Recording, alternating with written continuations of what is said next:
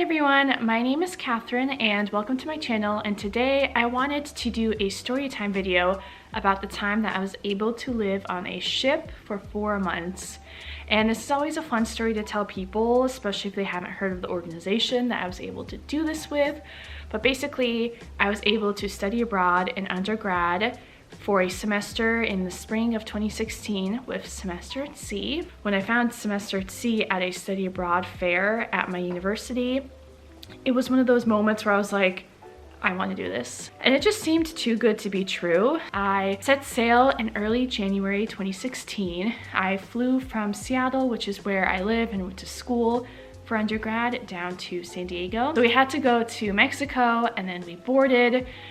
And yeah, it was crazy. We basically sailed for like 2 weeks to Hawaii. Like the longest stretch of time that we were at sea without seeing land was the first part of the trip. Classes are made up with A and B days and not like a Monday through Friday schedule. You can have classes any days of the week. It really more so looks at what days are you at sea, what days are you at land, and it depends on like how long it takes to get from point A to point B. And so basically when you're at sea, every single day is either an A or B day, and it goes back and forth. And you have classes on either A days or B days. And then when you're at sea, there are no classes and you can just explore the land and enjoy it. We got to Hawaii and we had 1 day there. It was literally just a fuel stop and to be able to just get off the ship and have a breather. And it was in Hawaii, which was really nice. And actually for classes, I did, although I said you can just do your own thing, whether it's booking your own travel, doing your own thing, or booking trips through Semester at Sea. And each class, one requirement is that there's essentially like a field trip that has to do with whatever you're studying at some point during the semester inland, and you have to go, it's like 20% of your grade or something. And one of my field trips was in Hawaii for, I think it was called like intercultural communication. So we went to like a local Hawaiian cultural center. And after that, we continued sailing and we got to Japan, which was really exciting. And number one question I get asked, what is your favorite country you went to? And it's always hard for me to narrow down, but I'd have to say either Japan or South Africa. I think though, if I had to choose one, it would be Japan. There's a lot of things I did not do that I wish I did, especially because it was the first real country we had a stop in that was multiple days. We went to Japan, China, down to Vietnam, and then down and up to Myanmar. And then we went to India, Mauritius, South Africa, Ghana, Morocco, and then we ended off in the United Kingdom. And because we had ended off in April and it was essentially like the end of the school year, beginning of summer, I then did a little bit of travel in Europe afterwards. So that was the itinerary. And going back to Japan, I definitely let like other people plan the trip for me, and I essentially found a group of people, because while you're at sea, everyone's trying to make friends and being like, who do I want to travel with, all this, all that. And I ended up linking with a group, and it was like a huge group of us traveling, like 10 plus people. And I would not do that in the future because everyone wants to do different things. Everyone, like at one point, someone has to stop to get a phone charger, or someone forgot this here, or this or that. And it just, it makes it complicated and hard. And anyway, as the trip went on, in the end, I ended up being with like 2-3 other people instead. So just kind of traveling in smaller groups, I think works best, along with on your part, you know, planning your trip and what you want to do more so. I always knew that I wanted to study abroad. And when I found out about Semester at Sea, I really wanted to do it, but I couldn't find anyone who wanted to go with me or who could go. And so part of me was like, I don't know if I'm gonna go, basically. I almost talked myself out of not going. I'm so glad that I didn't, because I ended up making some of my closest friends. And I would say, you know, I'm definitely someone who's shy and anxious and all this stuff. And if you're the same, and you're wanting to do something like Semester at Sea, to not let that stop you. I know everyone says that, and it can be so incredibly hard, especially because, you know, with me, I was like, if I regret doing this, then I'm gonna be stuck on a ship. And it didn't help that my parents also didn't want me to do this. Something in my gut was telling me like, this is what you're meant to be doing, what you're meant to do. And so I followed that, and I'm just so happy that I ended up doing that and had the time of my life. It's just so amazing to be able to, you know, travel to all these different places and meet all these different people, especially like-minded people who love traveling as much as you do. It takes a certain type of person to study abroad on something like semester at sea. And when you're in classes on the ship, you can study outside and listen to the waves of the ocean and breathe in the fresh ocean air. And it was just so incredible, this experience. And I would say a lot of it, you go in seeking travel and adventure, but you really leave with the memories of the community and the ship that you have created and been a part of. I would say that semester at sea was really a turning point for me, because before studying abroad on this ship, I was really afraid to do a lot of things. I had moved into university with the number one priority of it being close enough to my house where I could commute, because I didn't want to live on campus. I ended up living on campus but coming home all the time later down in school. But semester at sea was definitely such a big turning point for me, really out of my comfort zone. And that really opened up the doors for me wanting to travel more, whether it be like more independent travel or on different tours or with friends. And that was incredible. I was able to do all this travel afterwards, like in the coming years after. And I did an internship abroad in Australia, moved across the country to DC for grad school.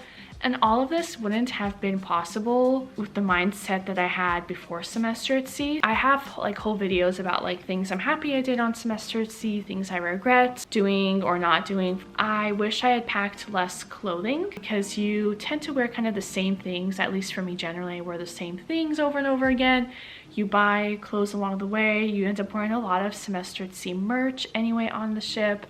And then you have to like deal with lugging it around, pack a lot more snacks. I brought like basically no snacks. It's all about balance really. So when planning semester at sea, I would say if there are big overnight trips that you're set in stone you want to do, such as the Taj Mahal in India or Great Wall of China, do plan those ahead of time, especially because there may be certain deadlines or may get booked out. But when it comes to smaller trips, especially countries that are further down the line, you'll want to have some variety and some open space to plan as you go, because it's interesting that you're having to plan all these different trips within these countries, but you haven't made friends with any of the people going unless you're going with a friend. But even then, you're going to want to travel and meet other people on the ship.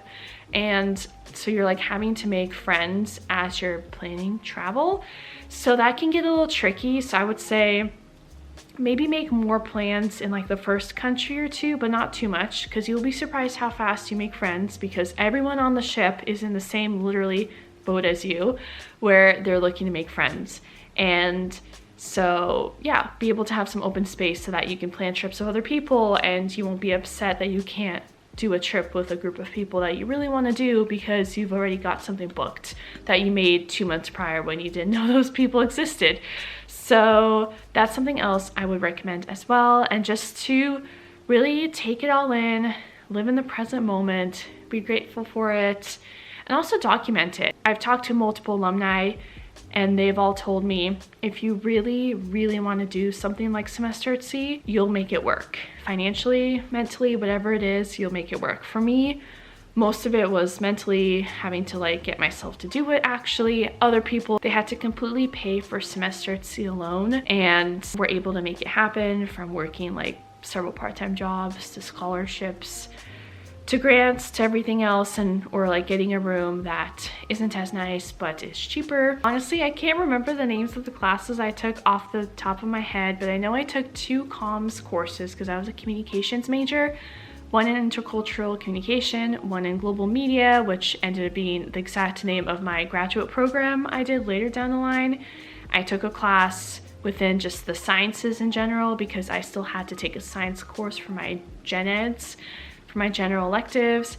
And I feel like I took for sure a 4th class, and it is bothering me so much that I don't remember what it is. Oh wait, now it's hitting me. I took a business class. It was called something like international marketing. It hit me just as I was talking about it.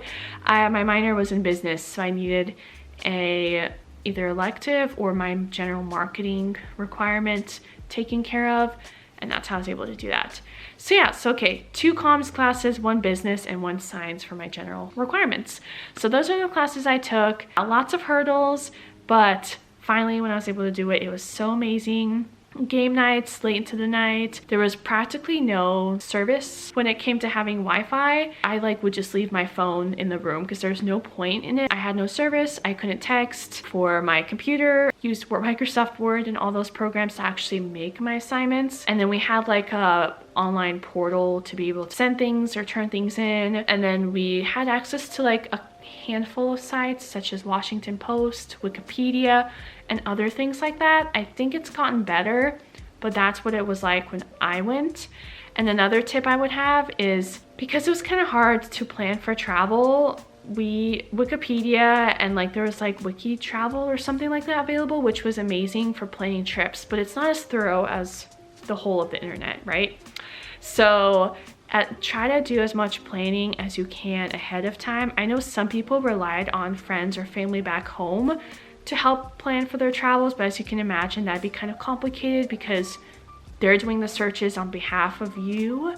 And because we had access to internet, that's how people communicated with loved ones back home. So try to plan. I know I just said earlier, don't plan too much, but do your research so you know ahead of time like what your options are. It can be a little tricky with everything going on. You will learn as you go further down the line. And there's lots of places and things I did in future countries that I was really happy that I ended up doing. But yeah, but that has overall been my experience with semester at sea. Honestly, the best 4 months ever. So that's just kind of a story time I wanted to do for you guys. And it's just so amazing because you meet all these friends who you then later down the line can travel with, and having travel friends is the best. Even though a lot of times they're long distance, that just means you can have reunions however often or not often it can be, but it's always just so special. I think there are a lot of benefits to kind of having like those long distance friends that you just bond over by taking trips with them. And you always know that there's a good chance you can have a trip buddy to join you on some kind of trip that you are down to do. Thank you guys so much for watching. I hope you have a great day or night whenever you're seeing this, and I hope to see you in another video of mine. Let me know if you have any questions or comments about semester at sea or studying abroad in general below. And yeah, see you guys later. Bye.